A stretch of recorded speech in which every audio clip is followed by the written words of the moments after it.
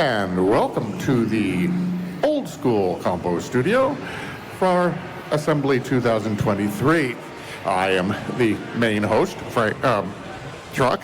This is not Truck, this is Frankie. I can keep my name straight. I am not Ziphoid. No, you're not Ziphoid. And we have with us Evil Paul and Evil Paul Jr. And now we're going to discuss what we just saw. First impressions, everyone. What did you think of the compo? If I can go. My impression was it a really strong old school competition? No. Was it a good old school competition? Yes. I think it was like really nicely paced. I guess the jury voted the order, but the order was really nice. And there was a good mix of stuff in there. So yeah, I really enjoyed it. Your thoughts as the youngest of all of us? I think it was a good compo. Maybe I'm younger than you, but okay. I think it was a good compo. There were some long entries and there were some very short entries. It was good. It was a nice mix. Do you feel that sometimes when we're looking at old school things, some of the comments from folks are that it's dragging on a bit. As a person who maybe isn't as familiar, although I know in your household you will be familiar with it, but as a younger viewer, do the long periods bother you? Sort of. That's a fair answer. I know that it does bother a lot of people, so I'll just mention that some of this older hardware it takes a lot of drawing stuff from the disk that goes over a very, very slow connection that is so slow that I actually can't explain it to many of you because you've never seen a connection that slow. But yeah, that is one of the reasons why we sometimes have very long things, like long scrollers or what have you. Frankie, as a person who may have contributed one of those scrollers, do you have anything to say about this? About the scrollers? Yes, many things. No, I'm just going to go the competition in general. Good mix, shorter things, longer things, your obligatory slideshow. Good mix of platform, like a bit of the unexpected. There was an Atari one in there, which we'll probably get back to later. So that was good to see. Not all C64, a PC thing in there, which looked very Amiga OCS. So all in all, I think a good mix. We've had shorter compos, we've had longer compos, but this was certainly not a bad one. I have to agree. There was nothing. There was no monster demo that will destroy all other demos in there, but absolutely a very strong competition with some good stuff that sitting over here in the scene lounge area, people really enjoyed this compo. Clapping all the way through every single entry was thoroughly enjoyed by folks. I do want to point out that we did have a dot record broken, or supposed to be broken. I did not check Leonard's website to check and make sure. Leonard of Oxygene does have a page dedicated to all the Atari ST records. This is a thing on the Atari ST, breaking records, which means writing even tighter code, writing better code, making it faster so that you would actually get more things on screen, which is what that was.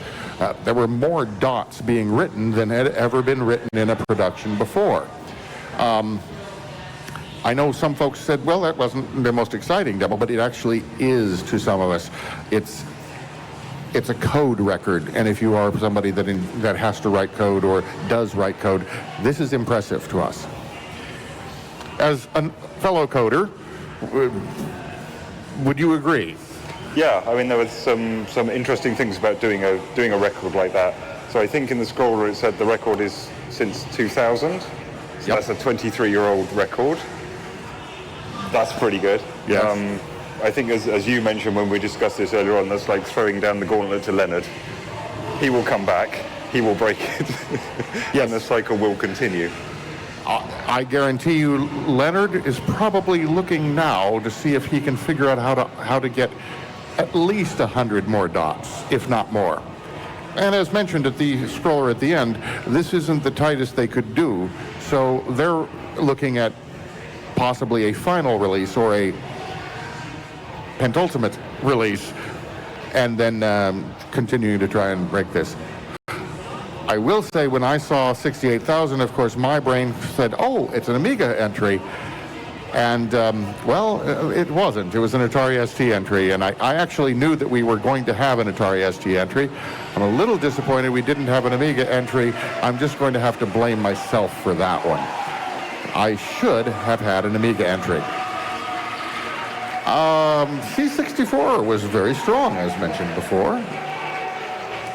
It was as it's in the last strange years where not much has happened.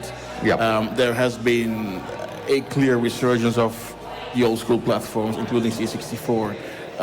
If you look at what came out of the first parties, X of course being the exception that breaks the rule, was totally batshit. But we had tons of online demo parties. Just for Commodore 64, 64 being one of them, coming up later this year, by the way. And it shows that even smaller things just pop up again. So of course you had there was the Hedelmai slideshow, which was nice. The RBBS one screener that I had nothing to do with. Yeah, you totally didn't code that one. Absolutely not.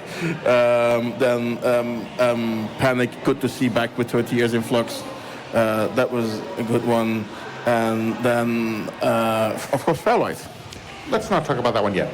No, let's not, because We'll come back to that one. Indeed, because I have some guys from Fairlight on my phone here talking to me. But yeah, it's Commodore 64 is a steady platform. In old school, it is well known. It is accessible. You have good development tools, cross-compiling on the platform itself, and is not that difficult to do stuff because even I managed to get a logo and a scroller together. You also managed to perhaps convince somebody to do a basic demo for this. I don't know who that might have been. Wasn't me. No, it was somebody. Yes.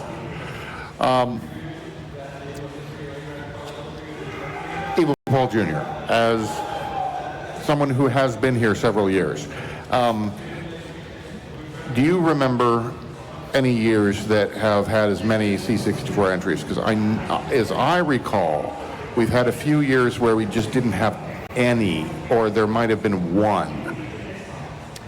I think that is the case. How about DOS demos? Because we had a DOS demo in there as well, and I think in the past few years we've had 1 or 2 DOS demos in each old school platform compo. Do you remember any years? I'm just checking my memory here. I seem to remember there was a DOS demo last year. Yeah? Yeah. I think that's right. I think there's usually one each year, and Yeah. they're usually pretty strong. Yeah. I know Byte Rapers said that they almost got theirs finished, but I'm not sure that that was a DOS demo this year. Well, if I can jump in, it is the case at Unassembly that the compo crew is pushing really hard for DOS demos because I don't want to call it a forgotten platform, but it is sometimes a bit overlooked because it does. You know, there are hardly any libraries to use. It is very bare metal, and Charlie, please don't kill me. It is sometimes quite comparable to what an Amiga you are focusing on the bare hardware and everything, and you have to do everything yourself. There is no DirectX to pick from. There is no OpenGL. There are no shaders. You have to do, and that's and as I mentioned it earlier, so the modulation, invitation, all these 2D-ish effects are really, well, back then in the 90s you would have all these software 3D engines at 60 frames a minute, but now it's swinging back towards what Amiga OCS would do, and I think that is positive. I think so too. I'm not sure though, I think you just sort of defined what makes the old school compo the old school compo, is that it is more pounding the metal. There are not as many, you might use somebody else's library for, say, True Color or something, but in most cases, you are actually writing the pure code yourself and you're not relying on something external. And that may be the defining thing. There have been some conversations about, well, is it fair to put the C64 up against a PC? Is it fair to put the Amiga, an Amiga 500 up against an expanded Amiga with an 060 on AGA? And I think as long as we are talking about, okay, we're hitting the hardware, we're writing good code, I think that's what defines this particular competition. I might be wrong here. What do you think?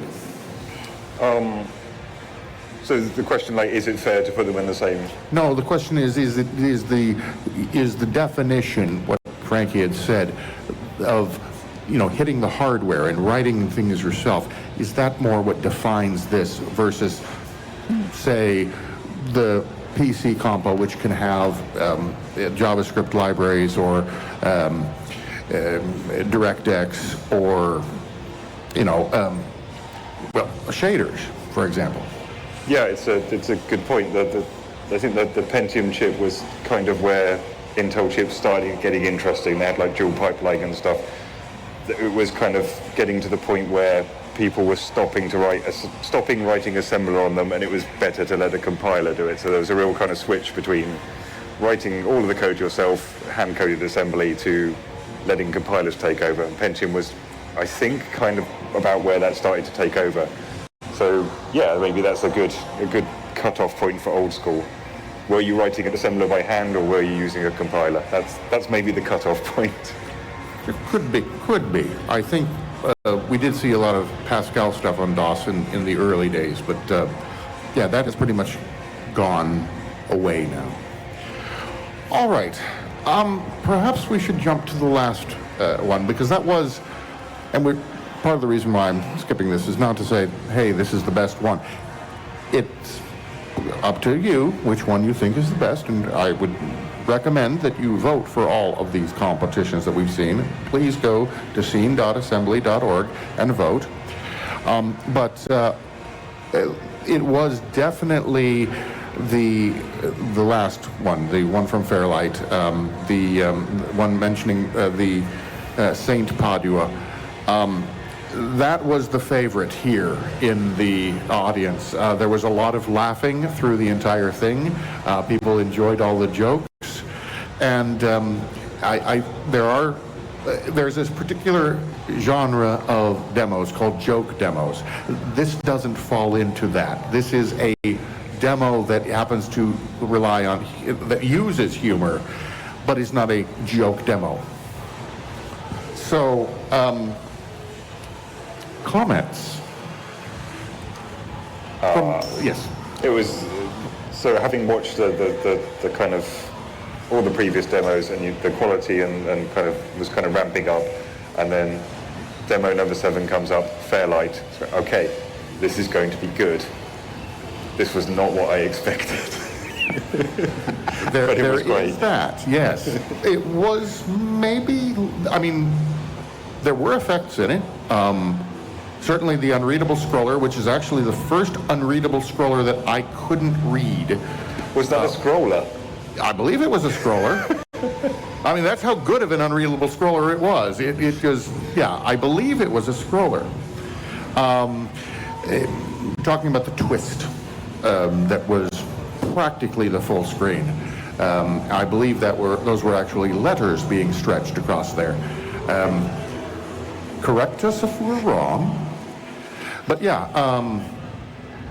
continue. I need a liquid before I can talk more. You're right, it didn't kind of fall into the trap of being a joke demo. It wasn't. It was a funny demo. I don't know what the difference is. But yeah, I still have tears in my eyes from it.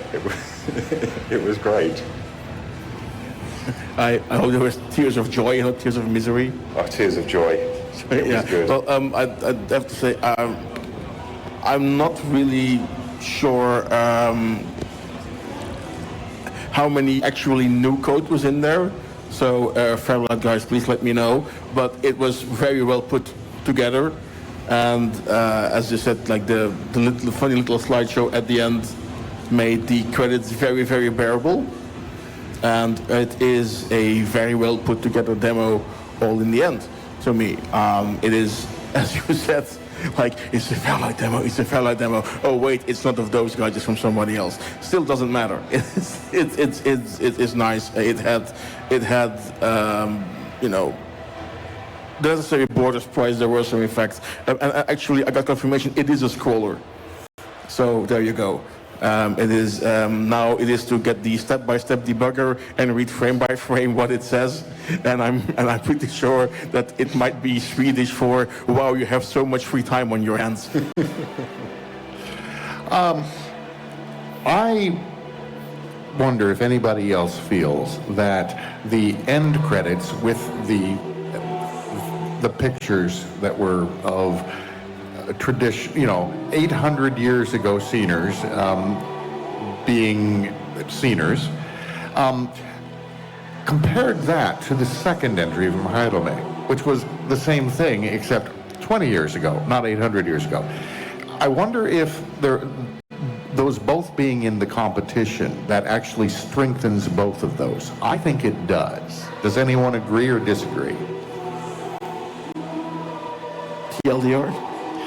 The comparison, since we had two entries that were basically slideshows, or contained slideshows of sceners being sceners, does that make them stronger, or does it detract?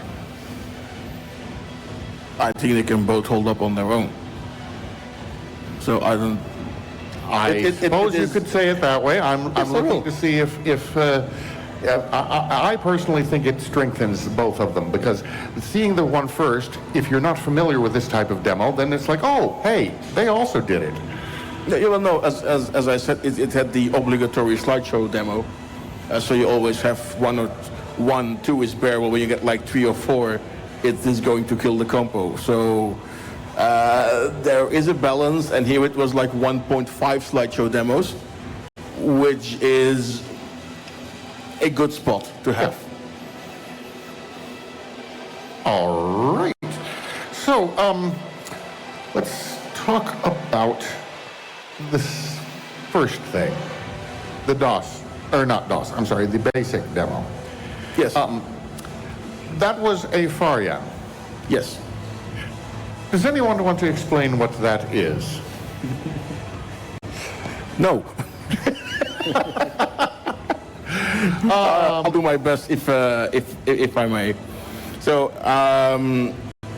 Farian is becoming a tradition of joke demos. Yes.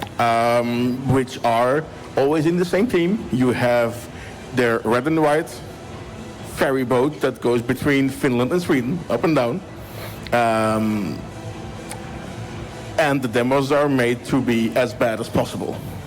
But Sometimes. But they have to be funny and amusing. And you have to make as much as possible of them. There is actually a Farian maker which can actually produce a demo for you in this theme. And I believe the Farian maker was actually an entry into one of the revision compos at one point. So, yes. I know that at this revision there were 4 or 5 Farian demos. Yes. And in the compo team we put them in a Farian block where we had 4 Farian demos, and some people hated it, but the majority loved it. So, yeah, let's do Farian demos. I know the music that's usually used is copyrighted, so that's why at assembly they're a rarer sight. But then I believe this one had no music, so let's fix that. Do you think that the person who wrote that basic thing perhaps struggled with learning how to get sound out of the C64 from BASIC? For the messages that I got, the person was very tired at 2 in the morning and said, this will do. Okay, yeah, that's fair. That's fair. Because if you notice, once the ship passes, the waves don't come back. Ah, okay. And I think that's where the amount of smacks given had to run out. Okay, all right. So I want to throw this over to Evil Paul Jr. Is there anything in particular you want to speak of all of the things in the compo? The Fairlight one was good. It was sort of, maybe other people don't view it this way, but I felt like it was sort of mini demos in a sense, because there were like distinct sections of the demo, and I quite liked that. It went well together. I wonder if that is a modern description of what we used to call a mega demo. You have just described the mega demo. Thank you. That's how we used to make demos, is actually that. And I think it does fit very well into, 800-year-old demo. And the whole thing about, the joke about abacus demos rule and the future thing with the clock is just so spot on with the way that some people have been about, AGA is going to ruin everything, or the PCs are ruining the scene. All of this was in there. It was very good. I've lost my train of thought because I'm tired. Now, Mr. Junior was explaining all of the demos, so please continue. That's kind of all I have to say. That is fair. That is fair. Evil Paul, anything you have?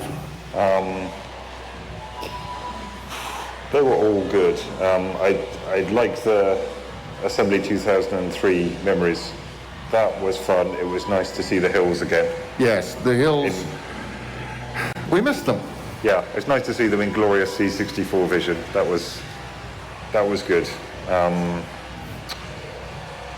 The number 3 demo, the RBBS one, had some Petsky by NE7, who is just the past week or so, he's just been on fire. He's been on fire, cranking Absolutely him out. On fire. I sent NE7 a message at 1 in the morning.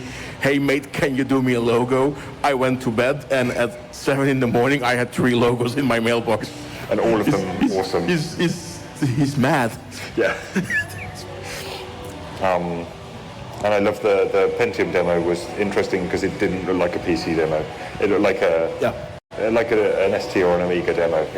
That style to it rather than like a PC demo. It threw back to the how many layers can you get on the screen? Amiga competition, or that was. I don't want to call it competition, but it was a. Essentially, Blueberry put out a challenge. Yes, challenge is the word that I'm looking for here. How many layers can you get in there? And this wasn't all that many layers, but it was a lot more patterns. And I really liked the way that it varied the patterns and the way that the patterns flowed. The pathway through it was a little bit, well, it was less the way that it often goes on the Amiga. I think it was more hexagonal than cubic. We have 90 seconds left, more or less. So we might want to wrap this up and plug the dance music compo. Yes, we might. Basically, though, we don't have anything else except to mention that we do have the dance music compo coming up. Indeed. And if I'm not mistaken, I think I read that it would be live streamed over here at the dance tent. Yes, it will be in this area that it will be happening.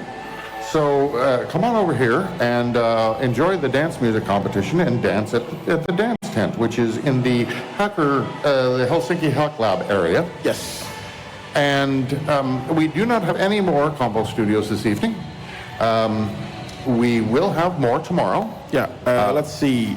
We will start with AI graphics, then at 1:15, then is track music, fantasy console will happen here in the Scene Lounge. Yep. And that is at 3? That is 2:15. That's a horrible time to have that. Yes. Okay, so some people yes. should come here and watch that. So, and then we have, fast music, and then we have the 1K, 4K, and demos, and a little cheapy birdie in the Orga area told me that we are going to have compos tomorrow. Excellent. Yes. So that is that. Enjoy the evening. Vote. Please Paul go vote. Jr., thank you for joining. Scene.assembly.org. Go vote. We'll see you tomorrow. All right. Good night, everybody, and don't forget to dance your arses off while NE7 makes Petskis.